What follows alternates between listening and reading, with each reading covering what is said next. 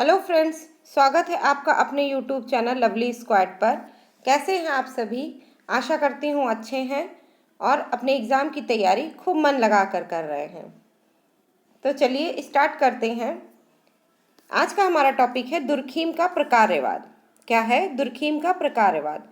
फंक्शनिज्म of Durkheim. समाजशास्त्र में प्रकार्यवाद फंक्शनिज्म का प्रारंभ स्पेंसर से माना जाता है। किससे माना जाता है? स्पेंसर से। लेकिन इसको वैज्ञानिक रूप से प्रतिष्ठित करने का श्रेय किसको है? दुर्खीम को है।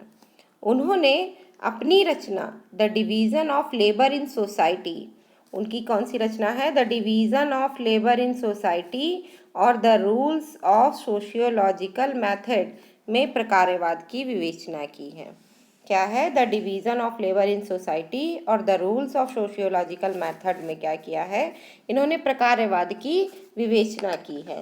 प्रकार्यवाद कहते किसको है? प्रकार्य का मतलब क्या होता है? प्रकार्य का मतलब होता है समाज के सभी पहलू, संस्थाएं, जैसे संस्थाएं हुई, भूमिकाएं हुई, मानदंड हुए, तो ये सब क्या करते हैं? अपनी एक उद्देश्य की पूर्ति करते हैं। और ये जो भूमिकाएं हैं, मानदंड हैं, नियम है, संस्थाएं, ये सब क्या होता है? समाज में लंबे समय तक अस्तित्व में रहते हैं। तो इसी को कहते हैं प्रकार्यवाद। आप लोगों को the division of labour in society का ईयर बताना है कमेंट बॉक्स में, ठीक है? फिर है, इन्होंने समाजशास्त्र में विश्लेषण की विधि को प्रकार्यवाद का नाम दिया है। क्या है? इन्होंने समाजशास्त्र में विश्लेषण की विधि को प्रकार्यवाद का नाम दिया है। दुर्खीम के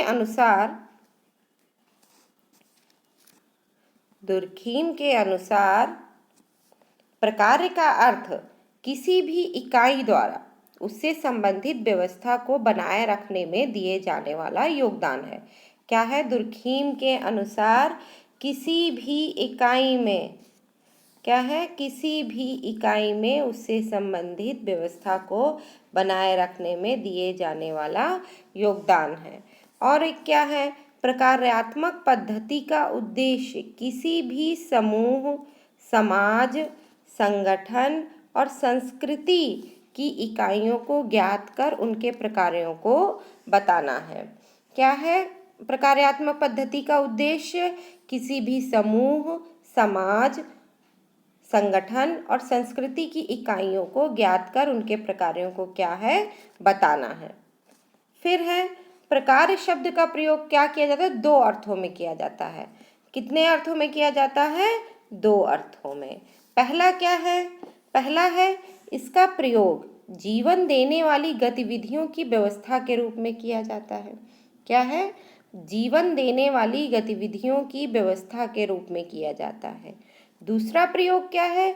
दूसरा प्रयोग है संपूर्ण व्यवस्था में उसकी आवश्यकता के रूप में किया जाता है। क्या है? संपूर्ण व्यवस्था में उसकी आवश्यकता के रूप में किया जाता है। जैसे क्या है? दुर्खीम ने समाज को क्या माना है? एक जीवधारी के समान माना है।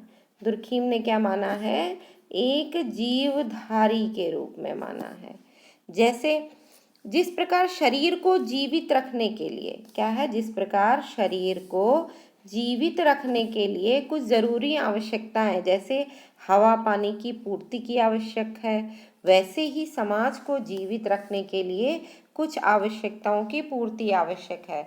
जैसे उन्होंने क्या कहा है? समाज को एक जीवधारी की भांति माना है। क्या माना है? समाज को एक जीवधारी की भांति माना है। और उसमें ज़रूरी आवश्यकताएं क्या हैं? जैसे हवा पानी की पूर्ति ज़रूरत होती हैं एक शरीर को चलाने के लिए, वैसे ही जैसे एक शरीर को चलाने के लिए हमारी नॉर्मल सी चीज़ें क्या ज़रूरत होती है, जैसे रोटी, कपड़ा, मकान, ये सब चीज़ें ज़रूरत होती हैं एक आम इंसान के लिए। तो वैसे ही समाज को जीवित रखने के लिए क्या है? कुछ आवश्यकताओं की पूर्ति आवश्यक है, कुछ आवश्यकताओं की। अब उसमें क्या क्या है? जैसे परिवार है, धर्म है, नातेदारी है, राजनीतिक संगठन है, आर्थिक संगठन है। तो इससे क्या होता है? समाज व्यवस्था को चलाने में अपना जो योगदान देते हैं उन्हीं को क्या कहते हैं? प्रकार्य कहते हैं। समझ में आ गया? परिवार, धर्म, नातेदारी, राजनीतिक संगठन और आर्थिक संगठन, ये सब क्या करते हैं, समाज व्यवस्था को चलाने में अपना योगदान देते हैं। और यही उनका क्या होता है, प्रकार्य है। दुर्खीम ने किसकी अवधारणा दी है, दुर्खीम ने प्रत्यक्ष और अप्रत्यक्ष की अवधारणा दी है। दुर्खीम ने किसकी अवधारणा दी है, प्रत्यक्ष और अप्रत्यक्ष प्रकारों की अवधारणा दी है। अगला है धर्म के प्रकार। क्या है, धर्म के प्रकार।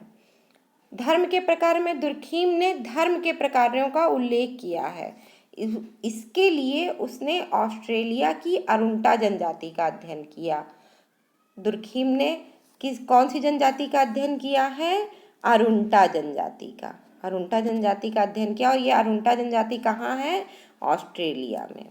और जब इन लोगों का अध्ययन किया तब इन्होंने धर्म का प्रकार ढूंढा। इसी में इन्होंने, दुर्खीम ने टोटमवाद की बात की है। किसकी बात की है, टोटमवाद की।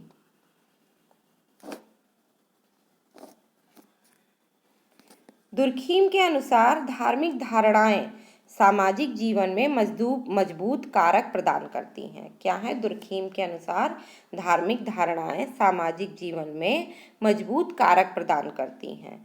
सामाजिक व्यवस्था की यह मांग है कि व्यक्ति अपने अंदर समाज का अनुभव करे, समाज पर अपनी निर्भरता अनुभव करे और अपने उन दायित्वों को समझे जो समाज की दृष्टि से मौलिक है।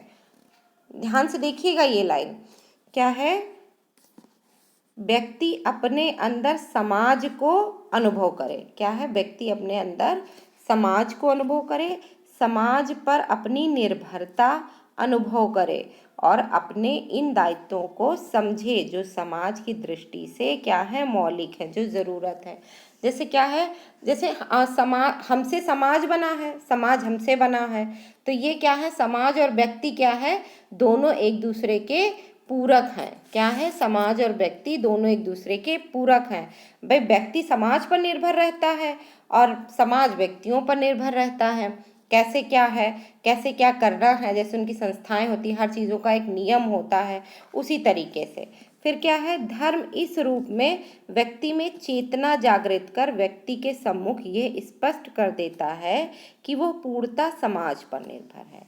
क्या है, समाज क्या करता है, व्यक्तियों में एक चेतना जागृत कर देता है और व्यक्तियों को ये बता देता है, ये स्पष्ट कर देता है कि वो पूरी तरीके से किस पर निर्भर है, समाज पर निर्भर है। ठीक है। अगला है अपराध के प्रकार। क्या है, अपराध के प्रकार। अपराध के प्रकार में दुर्खीम ने अपने प्रकारवाद में अपराध प्रकार का भी उल्लेख किया। इसे ये क्या समझते हैं, सामाजिक विकृति मानते हैं। दुर्खीम क्या मानते हैं, अपराध को सामाजिक विकृति मानते हैं। क्या मानते हैं, सामाजिक विकृति। उनका मानना है कि समाज में सामाजिक एकीकरण तथा समाज में विघटन की प्रवृत्ति के कारण मौजूद होते हैं। उनका क्या मानना है, समाज में सामाजिक एकीकरण तथा समाज में विघटन की प्रवृत्ति के कारण मौजूद होते हैं। समाज में क्या होता है, जैसे समाज में जो दोष उत्पन्न होते हैं, जो दोष होते हैं, वो क्या होता है, वो विघटन का कारण मानते हैं समाज में। फिर है विघटन व अलगाव की प्रवृत्ति।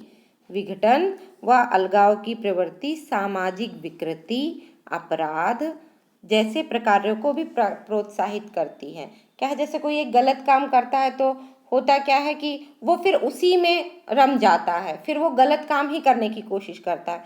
तो कुछ जैसे होता नहीं है कि बहुत से लोग जो है क्या करते हैं, समाज लोग उसको पुश करते हैं कि हाँ ये सामाजिक क्रियाएं जो हैं वो गलत तरीके से की जाती हैं।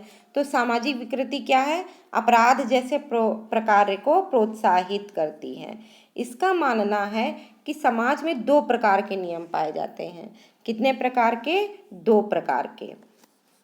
प्रकार के नियम पाए जाते हैं। कौन कौन से, पहला नियम है दमनकारी नियम। क्या है, पहला नियम है दमनकारी नियम, जो प्रतिक्रिया को जन्म देता है। क्या है, जो प्रतिक्रिया को जन्म देता है, जो प्रतिक्रिया को जन्म देता है। क्योंकि अपराध सामूहिक अंतःकरण के लिए आघात है। क्या है, अपराध जो है सामूहिक अंतःकरण के लिए आघात है। वहीं दूसरे प्रकार का नियम प्रतिबंधात्मक होता है। क्या है दूसरे प्रकार का नियम? प्रतिबंधात्मक होता है, जो किसी गलत कार्य होने पर व्यवस्था को बनाए रखता है। ये नियम क्या है? सहकार्यात्मक है। जैसे पहला क्या है? प्रतिकारी, दमनकारी। पहला है दमनकारी, दूसरा है प्रतिकारी।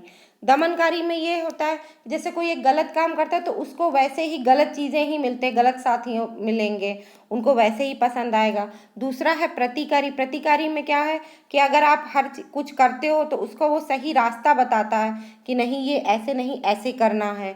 ठीक है, तो दमनकारी और प्रतिकारी ये किसने दिया है? दुर्खीम ने दिया है।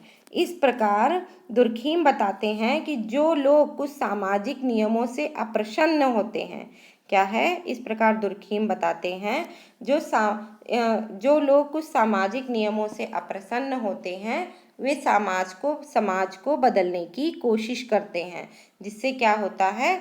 अराजकता फैलती है। क्या है? जो जैसे समाज बहुत लोग होते नहीं हैं, जैसे सामाजिक नियम उनको नहीं पसंद आता है तो वो क्या करते हैं? वो चाहते हैं कि भाई मेरी तरह से दुनिया चले। तो उनकी तरह से क्यों चलेगा? समाज अपने हिसाब से, सबकी थिंकिंग अलग अलग होती है ना, तो समाज को बदलने की कोशिश करते हैं जो लोग, तो इससे क्या होता है? अराजकता फैलती है। क्या है? अराजकता फैलती है। अगला है श्रम विभाजन के प्रकार है। दुर्खीम ने अपनी पुस्तक में श्रम विभाजन के प्रकारों का भी उल्लेख किया। क्या है? दुर्खीम ने अपनी पुस्तक में श्रम विभाजन के प्रकारों का भी उल्लेख किया है। श्रम विभाजन समाज में दो प्रमुख कार्य करता है। क्या करता है? समाज में दो प्रमुख कार्य करता है। कौन कौन से? एक तो यह कि व्यक्तियों एवं समूहों को अलग अलग प्रकार से उनके कार्यों के आधार पर विभाजित कर देती है। क्या है? एक तो यह कि व्यक्तियों और समूहों को अलग अलग प्रकार से उनके कार्यों के आधार पर विभाजित कर देती है। इससे क्या होता है? इससे समाज की विशेषज्ञों को सेवाएं उपलब्ध होती हैं। क्या है? इससे जैसे समाज में होता नहीं है, जैसे एक संयुक्त परिवार है, संयुक्त परिवार में सबका, पुरुषों का काम होता था खेती करना, कृषि, तो वो वहाँ जाती, औरतें जो होती थीं वहाँ, जो परिवार की, संयुक्त परिवार की जो महिलाएं होती हैं वो क्या करती हैं? अपना परिवार देखना, खाना बनाना, अपने बच्चों का लालन पालन पोषण करना, तो ये सब चीज़ें। तो उसमें क्या है? पहले से ही मतलब उस समाज में क्या है कि सबका जो श्रम है, श्रम विभाजन, वो श्रम विभाजन कर देते थे कि पुरुषों का ये काम है, औरतों का ये काम है। ठीक है। दूसरा क्या है? दूसरा, श्रम विभाजन के कारण समाज के विभिन्न लोगों एवं समूहों में पारस्परिक निर्भरता बढ़ती है। क्या है? श्रम विभाजन के कारण समाज के विभिन्न लोगों एवं समूहों में पारस्परिक निर्भरता बढ़ती है। जैसे क्या है? काम का बंटवारा हो जाता है तो क्या है भाई, तुम अपना ये काम कर लो, तुम अपना ये काम कर लो, तो उसमें क्या होता है? पारस्परिक निर्भरता बढ़ती है, तो उसमें सब लोग सही से रहते हैं, वे परस्पर संबंधित हो जाते हैं और सब लोग एक दूसरे से क्या होता है? कनेक्टेड रहते हैं। पारस्परिक निर्भरता वाली एकता को दुर्खीम सावयवी एकता कहते हैं। क्या है? पारस्परिक निर्भरता वाली एकता को क्या कहते हैं? दुर्खीम सावयवी एकता कहते हैं। फिर है, प्राचीन समय में श्रम विभाजन अधिक क्रियाशील नहीं था। क्या है? प्राचीन समय में श्रम विभाजन अधिक क्रियाशील नहीं था, फिर भी समाज में क्या थी? एकता थी। इस प्रकार दुर्खीम द्वारा बताए गए प्रकार्यात्मक विश्लेषण के आधार पर हम सामाजिक व्यवस्था को प्रत्येक इकाई के प्रकारों की खोज कर सकते हैं। दुर्खीम का प्रकार्यवाद बाद में आने वाली समाजशास्त्रियों के प्रकार्यवाद से भिन्न है। क्या है? दुर्खीम का प्रकार्यवाद बाद में आने वाली समाजशास्त्रियों के प्रकार्यवाद से भिन्न है, किंतु दुर्खीम का प्रकार्यवाद जगत में अपना एक पृथक स्थान रखता है। क्या है? दुर्खीम, जैसे स्पेंसर ने सबसे पहले इन्होंने प्रकार्यवाद का माना था, लेकिन दुर्खीम क्या है? बाद में दुर्खीम के प्रकार्यवाद को जगत में सबसे अलग माना गया, सबसे पृथक रखा गया। उनका प्रकार के विश्लेषण का ढंग निराला है। क्या है? उनके प्रकार का विश्लेषण का ढंग निराला है, जो सामाजिक व्यवस्थाओं में इकाइयों के कार्यों को ढूंढने में हमारा मार्ग प्रशस्त करता है। क्या है? जो प्रकारों को ढूंढने में हमारा मार्ग प्रशस्त करता है तथा दुर्खीम का प्रकारवादी के रूप में प्रतिष्ठित करता है। ठीक है, क्या है? दुर्खीम को एक प्रकारवादी के रूप में प्रतिष्ठित करता है। तो ये रहा आज का हमारा दुर्खीम का प्रकारवाद। आपको हमारी ये वीडियो कैसी लगी कमेंट करके बताइएगा। वीडियो पसंद आई है तो लाइक कीजिए, अपने दोस्तों में शेयर कीजिए और चैनल को सब्सक्राइब कर लीजिए। मिलते हैं आपसे अगले वीडियो में। तब तक आप अपना खूब ध्यान रखिए और अपने एग्ज़ाम की तैयारी ऐसे ही मन लगाकर करते रहिए। मिलते हैं आपसे अगले वीडियो में, तब तक के लिए बाय बाय।